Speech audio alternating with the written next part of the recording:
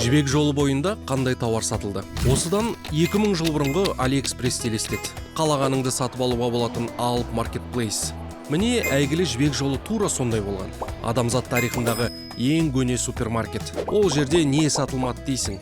Бүгін біз жібек жолы бойындағы ең көп сұраныста болған топ 5 тауар туралы баяндаймыз. Бір қызығы, олардың ішінде жібек жоқ. Жылқы. Осы жылқы үшін жібек жолы пайда болған деседі. Қытай ақсүйектері орталық Азиядан келген жүйріктерге ерекше құмар екен. Әдемі, шыдамды, әрі өте қымбат аттарымызды олар көк тәңірі жылқылары деп атап, ең болмағанда бір екеуіне ие болуды армандаған. Бір сәйгүліктің құны 250 келі алтынға дейін жеткен. Қазіргі ақшамен санасақ, бұл дегеніміз 30 миллион долларға жуық қаражат. Хан династиясының императоры Уди осы аттарды есі кете жақсы көрген. Соларға олар шекаралас державалармен, алдымен ғұн, кейін түркі қағанаттарымен сауда-саттық жасауға кіріседі. Аттарды жібек маталарға жиі айырбастаған. Көп замай көшпелі халықтар батыс нарығына бет алған орасан зор жібек матасының легін бақылай бастайды. Шәй. Шәй бір кездері қолжетпес қазына еді. Оны тек Қытай өсіретін және жібек жолы бойындағы бағалы тауардың бірі саналды. Тан империясы кезінде, яғни 7-9 ғасырларда Қытайлар шәйді құр ішіп қоймай, шәй ішу мәдениетін қалыптастырды.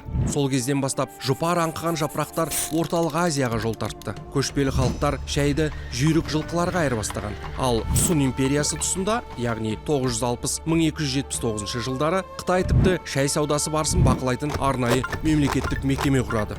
Орталық Азиядан өткен шәй батыс пен шығысқа теңіз және құрлық арқылы жетіп отырған. Мына бір қызық фактыны қараш. Шәйді қай ел қалай атайтынына қарап, оның қалай жеткізілгенін білуге болады. Егер оны шәй, чой, цай деп атаса, құрлық арқылы жеткен. Ал егер ти, те, әлде те деп аталса, теңіз арқылы жеткен.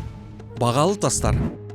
6 ғасырға жуық уақыт бұрын испан саяхатшысы Руй Гонсалес де Клавихо Әмір Темірдің сарайына келіп таң тамаша болады. Билеуші жалт-жұлт еткен бағалы тастарға малынып жүр екен, ал сарайының қабырғалары зүбәржат пен інжуге көмкерілген. Клавихо бұл өлкеде бағалы тас саудасы қызып, гаухар, інжу, лағыл әлемнің түкпір-түкпірінен ағылып жатыр деп жазады.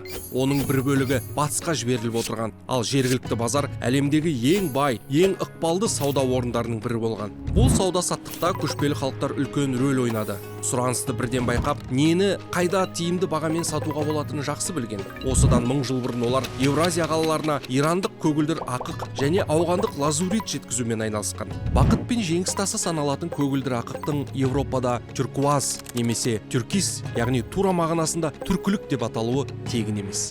Дәмдеуіштер мен хош иісті заттар.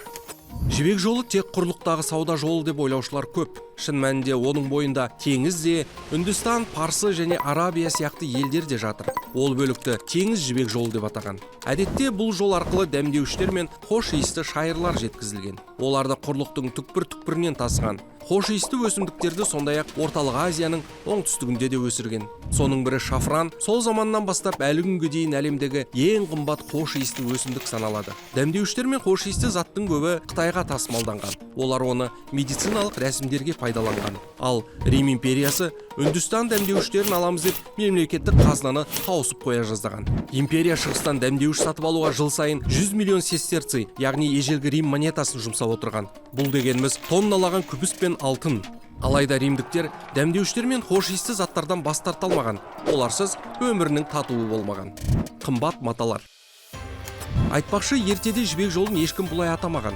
Бұл атауды тек 19 ғасырда неміс географы ойлап тапты. Әрине, сауда жолындағы маңызды тауардың бірі жібек болған. Дегенмен, одан өзге де қымбат маталар сатылған. Бір ғана матаның ондаған түрі саудаға шыққан. Ең қымбат, ең ерекше мата орталық Азияда жасалған. Оның аты насидж. Насиджі алтын мен жібек жіптерді араластыра зерлеп тоқыған. Бұл матаның жоғары бағаланғаны сонша, Қытайдағы императорлық биліктің ажырамас символына айналған. Насидж кимесе император емес деп есептеген. Шыңғыс ханның немересі Құбылай негізін қалаған Юань империясы тұрысында насидж жасауды тек орталық Азиядан шыққан шеберлерге сеніп тапсырып, оларды Қытайға жүздеп шақырып отырған. Әрине, жібек жолы жай базар емес. Алғашқы ғаламдық сауда желісі. Оның бойымен адам тауар ғана емес, идея, наным сенім, ғылыми жаңалық та сапарлаған. Ол біздің әлемді түбегейлі өзгертті. Қалай өзгерткенін біздің арнамыздағы басқа шығарылымдардан біле аласың. Бұл қалам балам. Бізге жазылуды ұмытпа.